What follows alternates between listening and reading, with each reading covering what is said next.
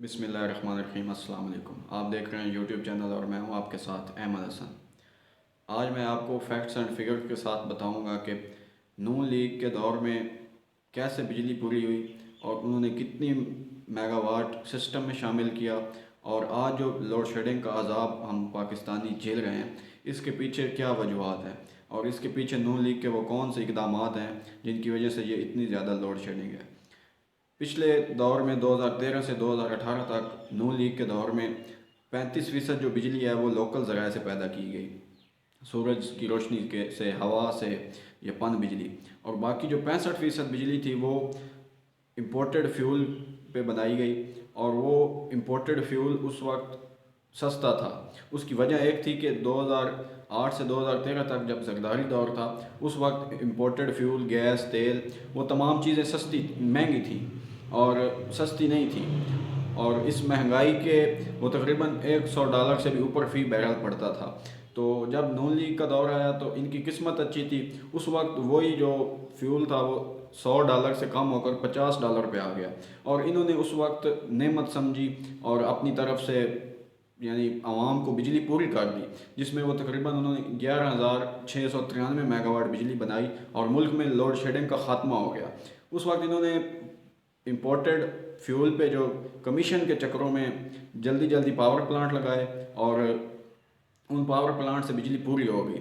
लेकिन अब हुआ कुछ यूँ है कि जब अब फ़ी बैरल ₹115 तक पहुंच चुका है तो अब ये चीज़ें महंगी हो गई हैं, तो उससे पैदा होने वाली बिजली जो है वो भी महंगी हो गई है। और अब यहाँ पाकिस्तान में इन्होंने 16.91 पैसे फ़ी यूनिट से बढ़ाकर ₹7.91 बढ़ाकर अब फ़ी यूनिट जो है वो ₹24.80 हो गई है, और ये पाकिस्तान की तारीख की सबसे महंगी तरीन बिजली है। और ये हमारा पड़ोसी है जो इंडिया, वो रशिया से सस्ता गैस और तेल ले रहा है, और अपनी आवाम को उन्होंने 30% बिजली की कीमतों में कमी करके तकरीबन ₹9 जो पाकिस्तानी ₹20 बनते हैं उन्होंने फ़ी यूनिट कमी की है, और जो इंडियन आवाम को रिलीफ दिया है। लेकिन यहाँ हमारी हुकूमत जो है वो एक इम्पोर्टेड हुकूमत है, अमेरिका की लाई हुई हुकूमत है, तो सबको पता है कि फिर हम रशिया से तेल, गैस, ये सब चीज़ें सस्ती नहीं ले सकते।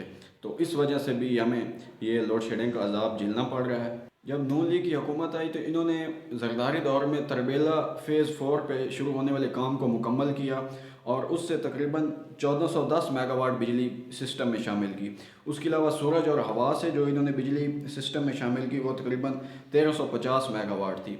यानी लोकल ज़राए से इन्होंने ये 35% बिजली पूरी की। और उसके अलावा इन्होंने पावर प्लांट जो हैं, कोयले पे पावर प्लांट, वो 3 लगाए, और उस 3 कोयले के पावर प्लांट से जो बिजली पैदा हुई वो तकरीबन 660 मेगावाट थी। और न्यूक्लियर पावर प्लांट से इन्होंने 680 मेगावाट बिजली पैदा की, और ये टोटल जो मिलाकर 35% लोकल ज़राए से बिजली पैदा हुई। और उसके अलावा बाकी इन्होंने 3 गैस और कोयले, इंपोर्टेड गैस और कोयले पे जो प्लांट लगाए वो 2 कराची में लगाए और 1 साहिवाल में लगाया।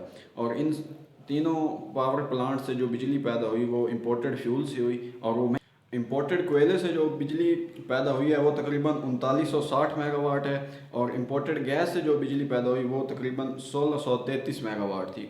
और इस तरह ये 65% जो इंपोर्टेड फ्यूल पे बिजली बनी वो भी सिस्टम में शामिल हो गई, और मुल्क का लोड शेडिंग और मुल्क का निज़ाम चलने लग गया।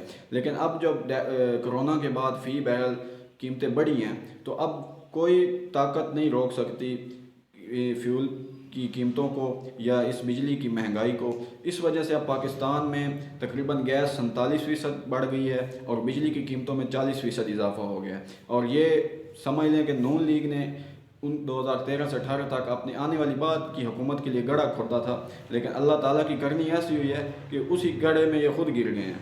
अल्लाह ताला ने इनको दोबारा वहीं ला बिठाया है, और ये अल्लाह ताला की निशानियों में से एक है कि ये 4 साल पहले अजाब में मुब्तला हैं, नैब केसेस में भुगते रहे हैं, जेलों में जाते रहे हैं, और अब इक़्तिदार में भी आए हैं तो इनको ऐसी सज़ा मिली है कि महंगाई जिसके बुनियाद पर ये दूसरों के ख़िलाफ़ बातें करते थे, मार्च करते थे इमरान ख़ान के ख़िलाफ़, ये ख़ुद अब उसी अजाब में मुब्तला हो गए हैं। अब पाकिस्तान की जो डिमांड है वो तकरीबन 28,000 मेगावाट है और पाकिस्तान के बिजली पैदा करने की कैपेसिटी 38,000 मेगावाट है। लेकिन पाकिस्तान इस वक्त 21,000 मेगावाट बिजली पैदा कर रहा है। उसकी वजह यह है कि बाकी जो 7,000 मेगावाट शॉर्टफॉल है, उसकी वजह यह है कि पाकिस्तान के पास फ्यूल ख़रीदने की कोई डॉलर नहीं है या पाकिस्तान का ख़जाना खाली है, जिसकी वजह से ये लोड शेडिंग जानबूझ कर की जा रही है। जिस तरह शेख खकान अब्बासी ने कुछ दिन पहले कहा है कि डॉलर बचाने के लिए हमें लोड शेडिंग करनी पड़ती है। तो इससे साफ ज़ाहिर होता है कि ये इम्पोर्टेड हुकूमत से ये सब चीज़ें संभलने वाली नहीं हैं और इसका सिर्फ एक ही हल है कि जल्द अज जल्द इलेक्शन करवाए जाएँ और जो जिसको अवाम मैंडेट दे वो एक बार फिर इस मुल्क को, इस कौम को संभालने की जुर्रत करे और हिम्मत करे, ताकि अवाम के ज़रिए मुंतखब हुए नुमाइंदे अवाम का ही सोचते हैं।